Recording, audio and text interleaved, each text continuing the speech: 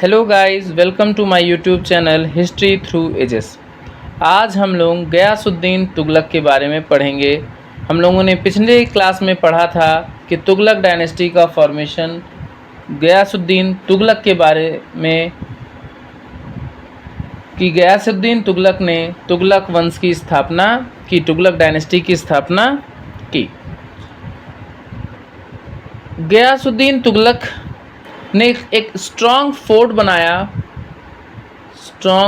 बनाया जिसका नाम इन्होंने तुगलकाबाद रखा। जिसका नाम इन्होंने क्या रखा? तुगलकाबाद रखा।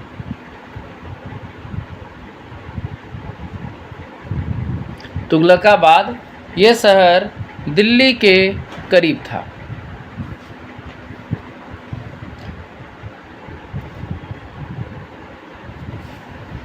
इनके बारे में अगर हम जानने की कोशिश करें तो बहुत कुछ तो नहीं है, लेकिन इनके डेथ सडन हुई थी और ऐसा माना जाता है कि एक वुडन स्ट्रक्चर था जो इनके ऊपर गिर गया।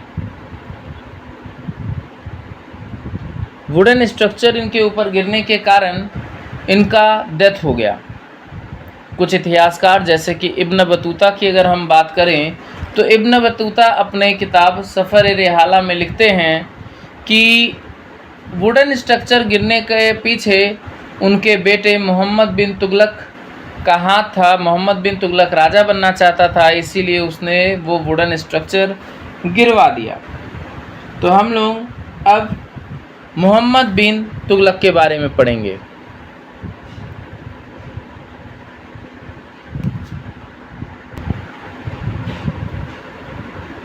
मोहम्मद बिन तुगलक के बारे में। मोहम्मद बिन तुगलक के बारे में एक चीज़ बहुत फेमस है कि इनको इतिहास का पागल राजा कहा जाता था। पूरे इतिहास में किसी को पागल राजा नहीं कहा गया, लेकिन मोहम्मद बिन तुगलक को पागल राजा कहा गया। इल फेटेड आइडियलिस्ट। इल फेटेड आइडियलिस्ट कहने का मतलब पागल। मोहम्मद बिन तुगलक एकमात्र ऐसे राजा हैं जिन्हें इतिहास में पागल राजा की उपाधि दी गई। इसके कई कारण हैं, लेकिन सबसे पहले हम इनके कार्यकाल को देखते हैं। अपने पिता की मृत्यु के बाद 1325 से लेके 1351 कॉमन एरा तक इन्होंने रूल किया। इन्हें पागल क्यों कहा जाता है, इसके बारे में जानने पहले हम इनका ओरिजिनल नाम जान लेते हैं। मोहम्मद बिन तुगलक का ओरिजिनल नाम जौना खान था। मोहम्मद बिन तुगलक का ओरिजिनल नाम जौना खान था और जियाउद्दीन बर्नी के अकॉर्डिंग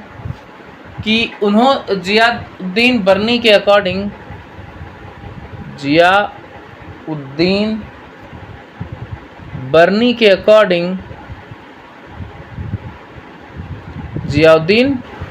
के अकॉर्डिंग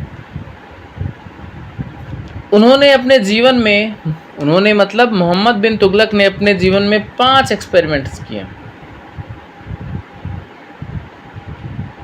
5 के 5 फेल हो गए। 5 के 5 डिसीजंस उनके गलत साबित हुए और गलत साबित होने के कारण ही उन्हें पागल राजा कहा जाता है। अब हम लोग समझते हैं कि उनके जीवन की ऐसी कौन कौन से घटनाएं हैं जिनके कारण उनको पागल राजा की उपाधि दी गई और उन्होंने ऐसा क्या किया।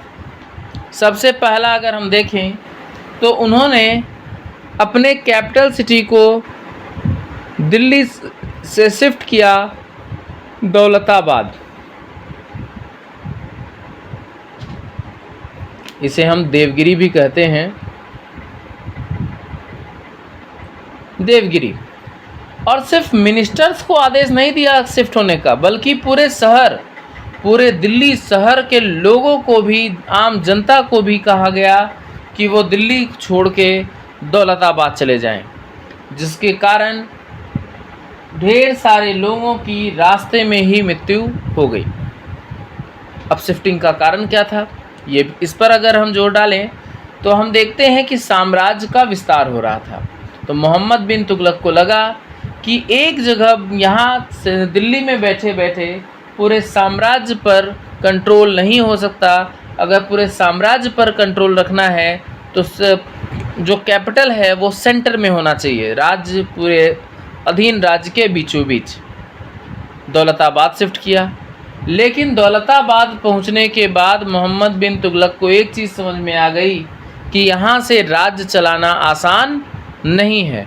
और जब राज्य चलाना यहाँ से आसान नहीं है तो उन्होंने अपनी राजधानी को कुछ दिन बाद वापस शिफ्ट कर दी दिल्ली। सबसे पहला यही गलत डिसीजन था। पहले दिल्ली से पूरी दिल्ली और दिल्ली के वासियों, मिनिस्टर सबको लेके दौलताबाद गए। दौलताबाद से दिल्ली आए। थकावट, फ्रस्ट्रेशन से न जाने कितने लोग मर गए। कहा जाता है ढेर सारे लोग इस जर्नी के थकावट के कारण मर गए। तो पहला डिसीजन उनका ये गलत था। दूसरा, मंगोल के अटैक्स लगातार हो रहे थे। मंगोल्स के अटैक जब वो लगातार हो रहे थे तो उन्होंने एक लार्ज आर्मी तैयार की कि हम ईरान और इराक पर हमला करेंगे। 4-6 महीने तक उस आर्मी को सैलरी दिया और अचानक से उस आर्मी को डिसबैंड कर दिया और कहा हम हमला नहीं करेंगे। तो जब हमला नहीं करेंगे तो इतनी बड़ी आर्मी उन्होंने बनाई क्यों? बनाई तो वेल्थ दिया, इकोनॉमिक क्राइसिस आई, राज्य कंगाली की ओर गया। दूसरा ये डिसीजन उनका था जो गलत हो गया। तीसरा, जब फाइनेंशियल क्राइसिस आई तो फाइनेंशियल क्राइसिस आने के बाद मोहम्मद बिन तुगलक को लगा कि गंगा यमुना दोआब रीजन जो है वो बहुत फर्टाइल है, यहाँ से हम ज़्यादा से ज़्यादा कर वसूल सकते हैं। तो उन्होंने बिना वहाँ के सरकमस्टेंसेस को जाने टैक्स बढ़ा दिया। लेकिन गंगा यमुना दोआब रीजन उस समय फैमिन की चपेट में था और वहाँ पर क्रॉप फेल्योर हो रहा था। तो लोगों में नाराज़गी आई। तो जब राजा को ये बात पता चली, मतलब मोहम्मद बिन तुगलक को ये बात पता चली, तो उन्होंने एक रिव्यू के लिए ऑफिसर अपॉइंट किया और उसके बाद लैंड असेसमेंट किया। फैमिन के दौरान टैक्स बढ़ाना उनके जीवन की तीसरी सबसे बड़ी गलती थी। चौथी गलती की अगर हम बात करें तो ये था टोकन करेंसी। सोने चांदी के सिक्कों को बंद करा करके कॉपर का सिक्का चलाना उनके जीवन का चौथा सबसे बड़ी गलती थी। क्योंकि कॉपर का सिक्का जैसे ही उन्होंने चलाया तो लोग, क्योंकि उस पर कोई जांच तो थी नहीं, तो लोगों ने सिक्का अपने घरों में बनाना शुरू कर दिया। और जब लोगों ने सिक्का अपने घरों में बनाना शुरू कर दिया तो सबके पास बहुत पैसे हो गए। तो लास्ट में राजा को उन सिक्कों के बदले सोने और चांदी के सिक्के भी देने पड़ गए, जिससे राजकोष पूरी तरह से खाली हो गया। ये वो कारण है जिसके कारण मोहम्मद बिन तुगलक को इतिहास का पागल राजा कहा जाता है।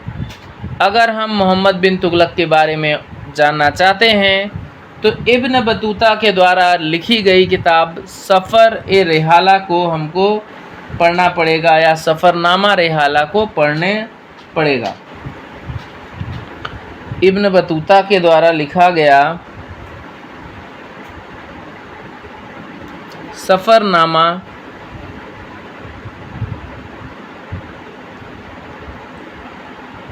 रिहला, ये वो किताब है जिससे हमें मोहम्मद बिन तुगलक के बारे में पता चलता है। अभी हम लोगों ने पढ़ा कि दिल्ली में बैठे बैठे मोहम्मद बिन तुगलक ने गंगा यमुना दोआब रीजन की लैंड टैक्स बढ़ा दी। अब लैंड टैक्स बढ़ा दिया, दौर था फैमिन का, फैमिन आया हुआ था। तो लोगों में नाराज़गी थी। अब लोगों में नाराज़गी थी तो इस समस्या को दूर करने के लिए मोहम्मद बिन तुगलक ने एक डिपार्टमेंट ऑफ एग्रीकल्चर सेटअप किया। मोहम्मद बिन तुगलक सेटअप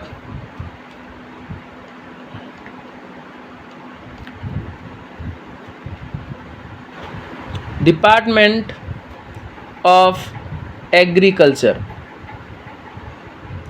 और इस एग्रीकल्चर डिपार्टमेंट का उन्होंने नाम रखा दीवान आई अमीर कोही। दीवाने अमीर कोही। इनका काम टक्कावी एक तरह का टैक्स था, उसे वसूलना होता था। जाना, लैंड एसेस करना, ज़मीन की स्थिति देखना, पैदावार जानना और उस हिसाब से टैक्स लेना। टक्कावी लोन्स दिए जाते थे। मोहम्मद बिन तुगलक के बारे में अगर हम और जानें तो उन्होंने आदिलाबाद का किला, ही built a fort of Adilabad and built a city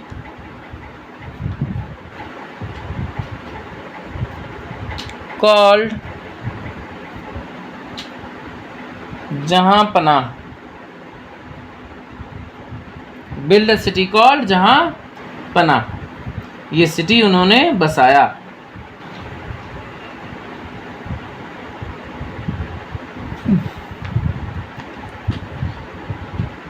अब मोहम्मद बिन तुगलक के बारे में लगभग सभी जानकारियाँ पूरी हो गई हैं।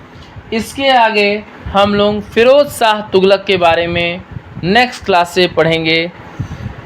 Thank you guys, keep watching, like, share and subscribe.